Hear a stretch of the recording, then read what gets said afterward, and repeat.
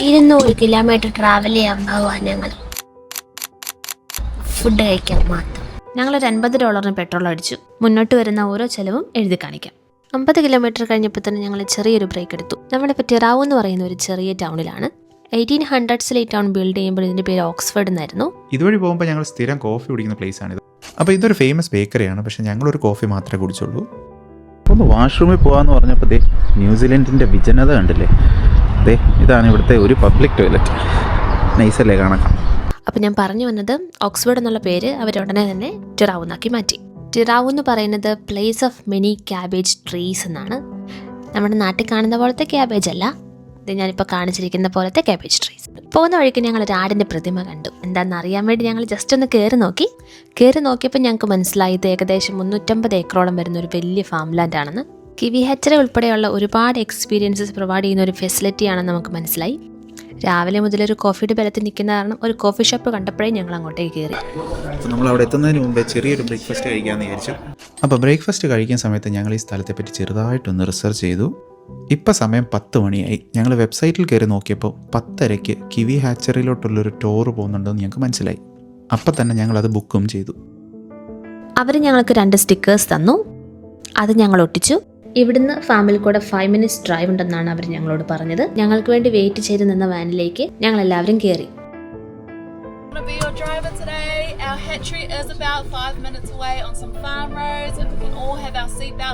ഭയങ്കര ഭംഗിയുള്ള വഴിയായിരുന്നു ഞങ്ങൾ പോയത്. അങ്ങനെ ഏകദേശം 5 മിനിറ്റ് കൊണ്ട് തന്നെ ഞങ്ങൾ ഹാച്ചറി എത്തുകയും ചെയ്തു.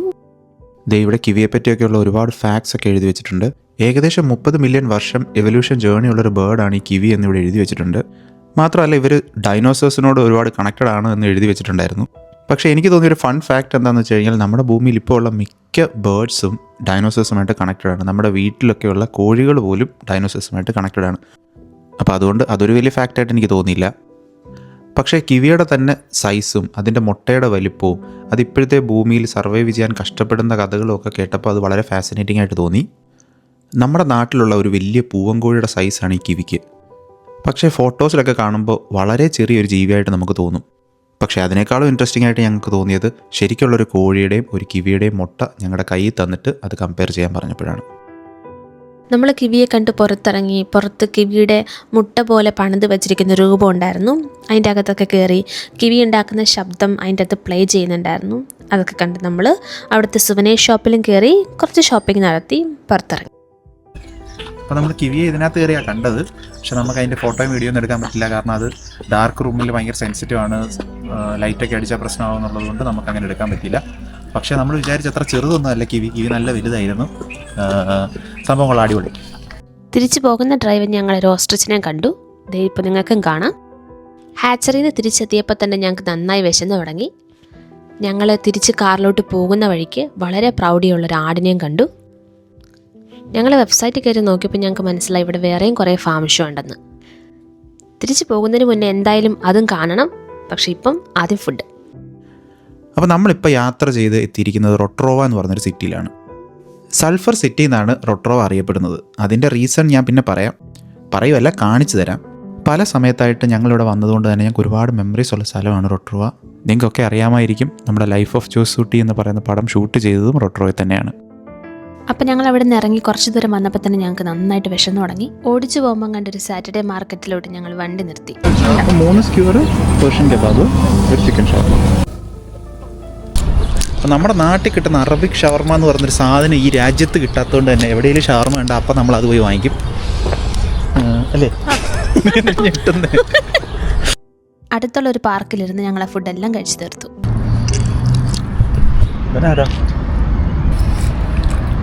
ഷവർമ ഒന്നിനും കൊള്ളില്ലായിരുന്നു.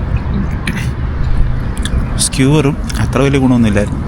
അങ്ങനെ ഫുഡൊക്കെ കഴിച്ച് ഞങ്ങളിങ്ങനെ നടക്കുമ്പോൾ ഈ ഒരു കാഴ്ച ഞങ്ങൾ കണ്ടു. ഞാൻ കുറച്ച് മുന്നേ റൊട്രോവ എന്തുകൊണ്ടാണ് സൾഫർ സിറ്റി എന്ന് പറയുന്നത് എന്ന് കാണിച്ചു തരാമെന്ന് പറഞ്ഞില്ലേ. ഒരു വോൾക്കാനിക് സോണിൻ്റെ മുകളിലാണ് റൊട്രോവ ഇരിക്കുന്നത്. ഈ ഏരിയയുടെയൊക്കെ അടിയിൽ ഇൻറ്റൻസ് ആയിട്ടുള്ള ഹീറ്റ് ഉണ്ട്. അപ്പോൾ അതുകൊണ്ട് തന്നെ നമ്മൾ ഈ സിറ്റിയിൽ കൂടെ യാത്ര ചെയ്യുന്ന സമയത്ത് സ്റ്റീം ഇങ്ങനെ പുറത്തോട്ട് വരുന്നതും ബോയിൽ ചെയ്യുന്ന മഡ് പൂൾസും ഹോട്ട് സ്പ്രിങ്സും ഗീസേഴ്സും ഒക്കെ കാണാൻ സാധിക്കും. അപ്പോൾ ഇതിൽ നിന്ന് പുറത്തോട്ട് വരുന്നത് ഹൈഡ്രജൻ സൾഫൈഡാണ്. അതിലൊരുപാട് സൾഫർ ഗ്യാസ് ഉണ്ട്. അതുകൊണ്ടാണ് ഈ സിറ്റിയെ സൾഫർ സിറ്റി എന്ന് പറയുന്നത്. റൊട്രോവയുടെ തന്നെ മിക്ക സ്ഥലത്തും നമ്മൾ നിൽക്കുന്ന സമയത്ത് ചീഞ്ഞ മുട്ടയുടെ മണം വരുന്നതും ഈ ഹൈഡ്രജൻ സൾഫൈഡ് കാരണമാണ്. ഇതേ കണ്ടില്ലേ, ആളുകൾ ഇങ്ങനെ നാച്ചുറൽ ഹോട്ട് പൂൾസിൽ കാലിട്ടുകൊണ്ടിരിക്കുന്നത്. മഴ പെയ്ത് തുടങ്ങി ഞങ്ങൾ ഓടി തിരിച്ച് കാറിലേക്ക് എത്തി. സത്യത്തിൽ ഞങ്ങൾ ഇവിടെ വരെ വണ്ടി ഓടിച്ച് വന്നത് ഞങ്ങളുടെ ഫേവറേറ്റ് റെസ്റ്റോറൻറ്റിൽ നിന്ന് ഫുഡ് കഴിക്കാനാണ് എന്നുള്ള കാര്യം തന്നെ ഞങ്ങൾ വിട്ടുപോയി. പക്ഷേ ഇപ്പോൾ ആഹാരം കഴിച്ചതുകൊണ്ട് തന്നെ ഞങ്ങൾക്ക് വിശക്കുന്നുമില്ല. അപ്പോൾ ഞങ്ങൾ തീരുമാനിച്ചു ഇന്ന് എന്തായാലും ഇവിടെ സ്റ്റേ ചെയ്ത് ഫുഡും കഴിച്ച് എവിടെയെങ്കിലുമൊക്കെ കറങ്ങി നടന്നിട്ട് നാളെ തിരികെ പോകാമെന്ന്. ഞങ്ങൾ പണ്ടൊരിക്കൽ റൊട്രോ വന്ന് നിന്ന എയർബിഎൻബി ഇന്നും അവൈലബിൾ ആണ് എന്ന് കണ്ടപ്പോൾ ഞങ്ങൾ അത് തന്നെ ബുക്ക് ചെയ്തു. അന്ന് ഞങ്ങൾക്ക് ഒരുപാട് ഇഷ്ടപ്പെട്ട എയർബിഎൻബി ആയിരുന്നു അത്. ഒരു ബ്ലൂ തീമിലാണ് ഇവരിതെല്ലാം സെറ്റ് ചെയ്തിരിക്കുന്നത്. ഇതുപോലെ ബ്രൗണിയും കുക്കിയും ഞങ്ങൾ പണ്ട് വന്നപ്പോഴും കോംപ്ലിമെൻ്ററി ആയിട്ട് അവർ വെച്ചിട്ടുണ്ടായിരുന്നു. അങ്ങോട്ട് നമുക്ക് എൻട്രി ഇല്ല, അത് അവരുടെ വീടാണ്. കോഫി മെഷീൻ പുതുതായിട്ട് വന്നതാണ്. വാഷ്റൂം ഒരു റെട്രോ സ്റ്റൈലിലാണ്. ഒരു ബ്യൂട്ടിഫുൾ ചെറിയ റൂം, 2 പെയിൻറ്റിംഗ് ഒക്കെ ഉണ്ട്. ഇവിടെ നിന്ന് അങ്ങോട്ട് ഹോൾ റൊട്രോയുടെ ഒരു അടിപൊളി വ്യൂ. ഇതേ കണ്ടില്ലേ, ഞങ്ങളുടെ റൂമിൽ നിന്ന് നോക്കിയാൽ ഞങ്ങൾ നേരത്തെ പറഞ്ഞ ജിയോ തെർമൽ ആക്ടിവിറ്റിയൊക്കെ കാണാം. ഞങ്ങൾ അധികം നേരം റൂമിലിരുന്നില്ല, ചുമ്മാ കറങ്ങി നടക്കാമെന്ന് കരുതി ഞങ്ങളുടെ ഒരു ഫേവറേറ്റ് സ്പോട്ടിലോട്ട് ഞങ്ങൾ പോയി. അപ്പോൾ ഇത് റെഡ്വുഡ് ട്രീ വാക്കാണ്. ഇത് ഈ ട്രീയുടെ പേരെന്തോ ആണെന്ന് തോന്നുന്നു, റെഡ്വുഡ്. അപ്പോൾ നമ്മളിവിടെ 2-3 വട്ടം വന്നിട്ടുണ്ട്. ഫസ്റ്റ് ടൈം നമ്മൾ വരുമ്പോൾ ഇത് അവിടെ നമുക്ക് കയറിയിട്ട് ഈ മരത്തിൻ്റെ അവിടെ കൂടെ അവർ ഇത് നടന്നു പോകാനുള്ള പാത്ത് ഉണ്ടാക്കിയിട്ടുണ്ട്. അതുവഴി നടന്ന് നമുക്ക് പോവാം. പക്ഷേ ഞങ്ങൾ ആദ്യം വരുന്ന സമയത്ത് ഒറ്റ തവണ ടിക്കറ്റ് എടുത്താൽ രാവിലെയും വൈകിട്ടും വരാം. എൻ്റെ പഴയ ഫുട്ടേജസും എല്ലാം കയ്യിലിരിപ്പുണ്ടെങ്കിൽ ഞാനിത് കാണിക്കാം. അപ്പോൾ വൈകിട്ട് വരുന്ന സമയത്ത് ഇതെല്ലാം അവർ ലൈറ്റ് ചെയ്ത് ഭയങ്കര ബ്യൂട്ടിഫുൾ ആയിരിക്കും. രാവിലെ വരുമ്പോൾ അത് വേറൊരു അറ്റ്മോസ്ഫിയറാണ്. രണ്ടും കാണാൻ ഭയങ്കര ബ്യൂട്ടിഫുൾ ആയിരുന്നു. പക്ഷേ പിന്നീട് ഞങ്ങൾ രണ്ടാമതൊരിക്കൽ വന്നപ്പം നമുക്ക് ഓരോ തവണ കയറുമ്പോഴും ഓരോ ടിക്കറ്റ് എടുക്കണം. പക്ഷേ ഇത്തവണ ഞങ്ങൾ വരുമ്പോൾ ഞങ്ങൾ ഇവിടെ മുകളിൽ കയറുന്നില്ല, ഞങ്ങൾ ചുമ്മാ ഫോറസ്റ്റിൽ കൂടെ നടക്കാമെന്ന് വിചാരിച്ചൊരു പ്ലാനില്ല. നിങ്ങൾക്ക് കാണാം അവിടെ ഒരു സ്ട്രക്ചറൊക്കെ ഉണ്ടാക്കി വെച്ചിരിക്കുന്നത്. അപ്പോൾ അതൊക്കെ നമുക്ക് അതുവഴി ഇങ്ങനെ നടന്ന് ആ സ്ട്രക്ചറിൽ കൂടെ ഒക്കെ പോകാം. അങ്ങനെ ഞങ്ങൾ കുറേ നേരം ഇവിടെയൊക്കെ കറങ്ങി നടന്നു. കുറച്ച് ഫോട്ടോസൊക്കെ എടുത്തു, കുറേ അധികം നടന്നു, പഴയ മെമ്മറീസൊക്കെ കുറേ ഓർത്തെടുത്തു. അതിനുശേഷം ഞങ്ങൾ സിറ്റിയിലേക്ക് ഡ്രൈവ് ചെയ്തു പോയി. അവിടെയും കുറേ നേരം കറങ്ങി നടന്നു, കുറേ ആഹാരമൊക്കെ കഴിച്ചു, ഐസ്ക്രീം കഴിച്ചു. ഞങ്ങൾ ഈ വീഡിയോ എടുക്കുന്നതിൻ്റെ ഉദ്ദേശം ഫേവറേറ്റ് ആയിട്ടുള്ള കുറച്ച് മൊമെൻറ്റ്സ് ക്യാപ്ചർ ചെയ്യാനും അതൊക്കെ ഡോക്യുമെൻറ്റ് ചെയ്യാൻ വേണ്ടി മാത്രമാണ്. അപ്പോൾ അതുകൊണ്ട് തന്നെ കുറച്ച് നേരം കഴിഞ്ഞപ്പോൾ തന്നെ ഞങ്ങൾ ക്യാമറ എല്ലാം മടക്കി വെച്ച് റിലാക്സ്ഡ് ആയിട്ട് ബാക്കി സമയം സ്പെൻഡ് ചെയ്തു.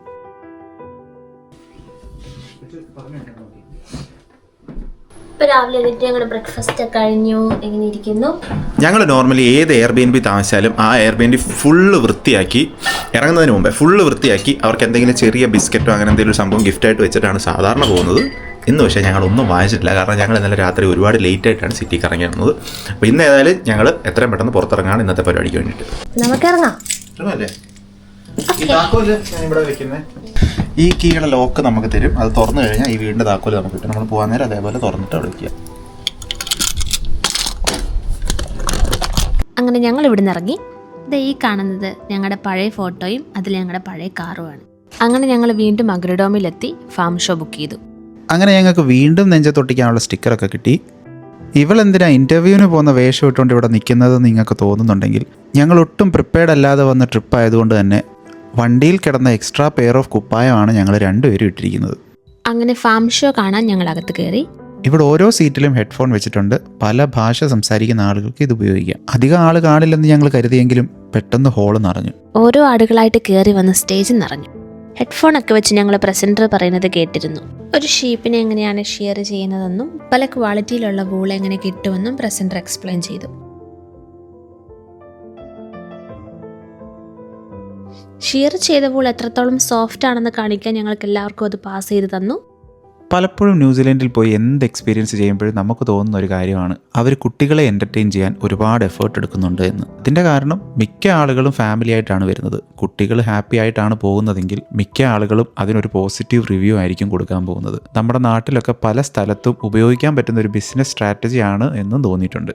പശുവിനെ കറക്കുന്നത് തൊട്ട് പല മൃഗങ്ങളെയും സ്റ്റേജിൽ കൊണ്ടുവന്ന് അവർ ഞങ്ങളെ എൻ്റർടൈൻ ചെയ്തു. അങ്ങനെ ഹോളിലുള്ള ഷോ കഴിഞ്ഞ് ഫാം ടൂറിന് വേണ്ടി ഞങ്ങൾ പുറത്തോട്ട് ഇറങ്ങി. ഈ കാണുന്ന ട്രാക്ടറിൽ കണക്ട് ചെയ്ത് വെച്ചിരിക്കുന്ന ട്രെയിലറിൽ ഇരുന്നുകൊണ്ടാണ് നമ്മൾ ഈ ഫാം ടൂറിന് പോകുന്നത്. ഇതേപോലെ 3 ട്രാക്ടറുകളിലായിട്ടാണ് നമ്മൾ പോകുന്നത്. എല്ലാ ആളുകളും ഇറങ്ങി വരുന്ന സമയം കൊണ്ട് തന്നെ ഞങ്ങൾ ഇവിടെ കാണുന്ന ആടിൻ്റെ രൂപത്തിൻ്റെ മുന്നിൽ പോയി നിന്ന് ഒരുമിച്ചൊരു ഫോട്ടോയും എടുത്തു. അതിനുശേഷം ഞങ്ങൾ പോയി ട്രെയിലറിൽ കയറി വണ്ടി പതിയെ നീങ്ങിത്തുടങ്ങി. ഞങ്ങളുടെ ട്രെയിലറാണ് ഏറ്റവും മുന്നിൽ പോകുന്നത്. ട്രാക്ടർ ഓടിക്കുന്നയാൾ ഞങ്ങൾക്ക് ചുറ്റും കാണുന്ന കാഴ്ചകളെല്ലാം പറഞ്ഞു തരുന്നുണ്ടായിരുന്നു.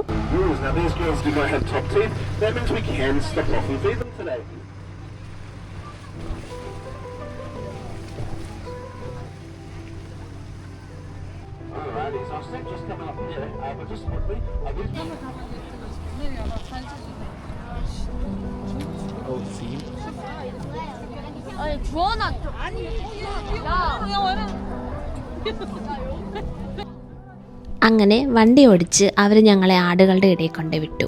നമുക്ക് തന്നെ ഈ ആടുകളെ നേരിട്ട് ഫീഡ് ചെയ്യാനായി ആടുകൾക്ക് കൊടുക്കുന്ന ആഹാരം നമുക്കിവർ ഡിസ്ട്രിബ്യൂട്ട് ചെയ്ത് തരും.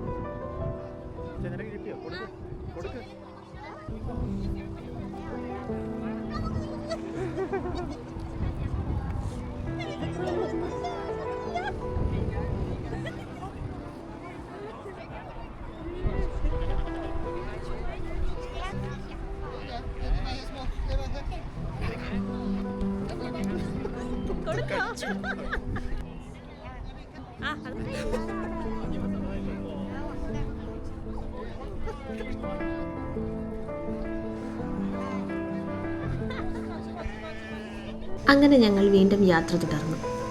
ചുറ്റും പച്ചപ്പുള്ള ഫാമിൽ കൂടെ ഞങ്ങൾ ഇങ്ങനെ പതിയെ യാത്ര ചെയ്തു. ചുറ്റും പല മൃഗങ്ങളുമുണ്ട്. ഈ സുന്ദരിയായ പശുവാണ് ഹൈലാൻഡ് കൗ. ഇതൊരു സ്കോട്ടിഷ് ബ്രീഡാണ്. അതിന്റെ ശരീരത്തിൽ വളരെ തിക്കായിട്ടുള്ള കോട്ട് ഉള്ളതുകൊണ്ട് തന്നെ -40°C പോലും ഇതിന് ഈസി ആയിട്ട് സർവൈവ് ചെയ്യാൻ സാധിക്കും. വീണ്ടും യാത്ര തുടർന്നു. രണ്ട് സൈഡിലും പുല്ലുമേഞ്ഞ് നടക്കുന്ന പലതരം ആടുകളെ കണ്ടു. അങ്ങനെ യാത്ര ചെയ്ത് ഞങ്ങൾ ഈ ബ്യൂട്ടിഫുള്ളായ അൽപ്പാക്കകളുടെ ഇടയിലെത്തി. ഈ അൽപ്പാക്കാസ് എന്നത് ക്യാമലിന്റെ സ്പീഷീസിൽ പെടുന്ന ജീവികളാണ്. പല കളറിലുള്ള അൽപ്പാക്ക ഞങ്ങളിവിടെ കണ്ടു. Black, rose grey, gold, brown തുടങ്ങി 22ഓളം റെക്കഗ്നൈസ്ഡ് കളേഴ്സിൽ അൽപ്പാക്കാസ് ഉണ്ട്. നേരത്തെ ആടിന് ആഹാരം കൊടുത്ത പോലെ ഇവിടെയും ഞങ്ങൾക്ക് അൽപ്പക്കാസിന് ആഹാരം കൊടുക്കാനുള്ള അവസരം ഉണ്ടായിരുന്നു. ഈ കൊടുക്കുന്ന സാധനം ഉണ്ടാക്കുന്ന ഫാക്ടറിയിൽ ഞാൻ കുറച്ചാൾ വർക്ക് ചെയ്തിട്ടുണ്ടായിരുന്നു. കഴിച്ചു നോക്കിയപ്പോൾ സെയിം സാധനമാണെന്ന് തോന്നുന്നു.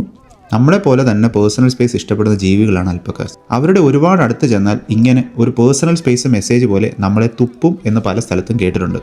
മേ ബി ഞങ്ങൾ ഇന്ന് ഫുഡ് കൊടുക്കുന്നതുകൊണ്ടായിരിക്കാം ഇവരങ്ങനെ ഒന്നും ചെയ്തില്ല. പിന്നെ ഇത് ഞാനൊന്ന് കഴിച്ചു നോക്കിയെന്ന് ഞാൻ നേരത്തെ പറഞ്ഞത് ചുമ്മാ പറഞ്ഞതാണ്.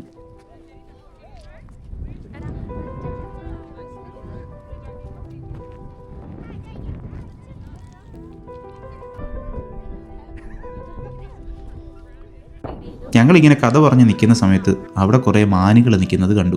അടുത്ത ഗ്രൂപ്പ് ഞങ്ങളുടെ പുറകെ എത്തിക്കഴിഞ്ഞു.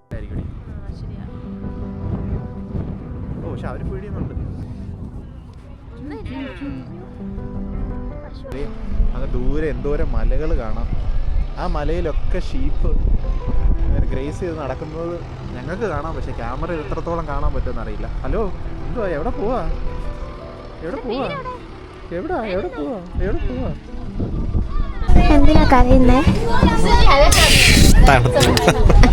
അങ്ങനെ ഞങ്ങൾ വീണ്ടും യാത്ര തുടർന്നു. റോഡിന്റെ സൈഡിൽ വേറൊരു സുന്ദരനെ ഞങ്ങൾ സ്പോട്ട് ചെയ്തു. സ്ക്രീനിൽ അതിനെ സ്പോട്ട് ചെയ്യാൻ സാധിക്കുന്നുണ്ടോ എന്ന് നിങ്ങൾ ശ്രമിച്ചു നോക്കൂ. അപ്പോൾ അവർ ഞങ്ങളെ ഇവിടെ ഒരു കിവി ഫാമിൽ കൊണ്ട് ഇറക്കി വിട്ടിട്ട് വേണമെന്നുണ്ടെങ്കിൽ ഈ കിവിയൊക്കെ നമുക്ക് പറിച്ചോളാൻ പറഞ്ഞു. പക്ഷെ അത് 10 ദിവസം എടുക്കും പഴുക്കാനായിട്ട്. പഴുത്തിട്ടില്ല. ഒരുപാട് പറിക്കണ്ട. നമ്മൾ സ്ഥിരം വാങ്ങിക്കുന്നതാണ്. അപ്പോൾ പിന്നെ വെറുതെ വാങ്ങിച്ച് കളയണ്ട. ചുമ്മാ വലിച്ചു പറിച്ചാൽ മതി. എനിക്ക് ഒരു കയ്യേ ഉള്ളൂ. അവിടെ പിന്നെ ഹണി ഫ്രീ ആയിട്ട് കൊടുക്കുന്നുണ്ട്. അവരൊരു ചെറിയ ഐസ്ക്രീം സ്റ്റിക്കിൽ കുത്തിയിട്ട് ഇച്ചിരി ഹണി കൂടെ കൊടുക്കുന്നുണ്ട്. അത് നമുക്ക് വാങ്ങിക്കണം. മനുക ഹണിയാന്ന് തോന്നുന്നു. അവരുടെ തന്നെ ഫാമിലുണ്ടാക്കിയ ഹണിയാന്നാണ് പറഞ്ഞത്. മനൂക്ക എന്ന് പറയുന്നത് ഒരു ചെടിയാണ്. പ്രൈമറിലി ആ ചെടിയുടെ ഫ്ലവറിംഗ് സീസണിൽ തേനീച്ചകൾ ആ പൂക്കളിൽ നിന്ന് കളക്ട് ചെയ്യുന്ന ഹണിയെയാണ് മനൂക്ക ഹണി എന്ന് പറയുന്നത്. അങ്ങനെ ഫാം മുഴുവൻ ചുറ്റി നമ്മൾ തിരികെ എത്തുന്ന വഴിയിൽ ഇന്നലെ രാവിലെ ബ്രേക്ക്ഫാസ്റ്റ് കഴിച്ച കോഫി ഷോപ്പും കണ്ടു. അപ്പം നമ്മുടെ ഫാം ടൂറും കഴിഞ്ഞു, ഷീപ്പ് ഷോയും എല്ലാം കഴിഞ്ഞു. എല്ലാം അടിപൊളിയായിരുന്നു. പക്ഷെ നമ്മൾ ഒരു കാര്യം മറന്നു. നമ്മളിവിടെ നമ്മുടെ ഫേവറേറ്റ് ഫുഡ് കഴിക്കാനാണ്. ആ പരിപാടി ഇതുവരെ നടന്നില്ല. ഇപ്പോൾ ഉച്ചയ്ക്ക് 1:15. ഇനിയെങ്കിലും പോയി അത് കഴിക്കണം. അത് കഴിക്കാൻ നമുക്ക് ആ കാണുന്ന റെസ്റ്റോറൻ്റാണ് നമ്മൾ കഴിക്കാൻ വന്നത്. അതെ, 2024 ഏപ്രിലിൽ ഞങ്ങൾ വന്ന് കഴിച്ചിട്ടുണ്ടായിരുന്നു. മുന്നേ വന്ന് കഴിച്ചിട്ടുണ്ടല്ലേ. ഭയങ്കര ഫേവറേറ്റ് ആണ് ഞങ്ങൾ. അങ്ങനെ ഞങ്ങൾ അകത്ത് കയറി കുറച്ച് നേരം മെനു ഒക്കെ നോക്കിയിരുന്നു. കോക്കനട്ടൊക്കെ ഉള്ള സാധനത്തിന് എന്തോ ഗ്വാഡാലാജാറ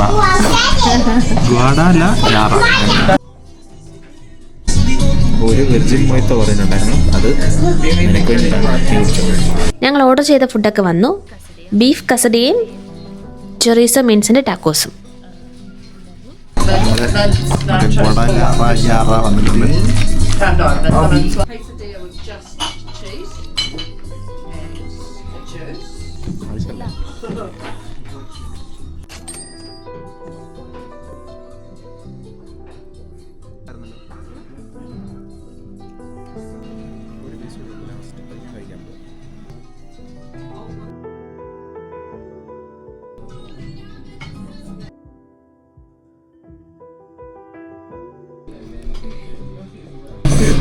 അടിപൊളിയായിരുന്നു.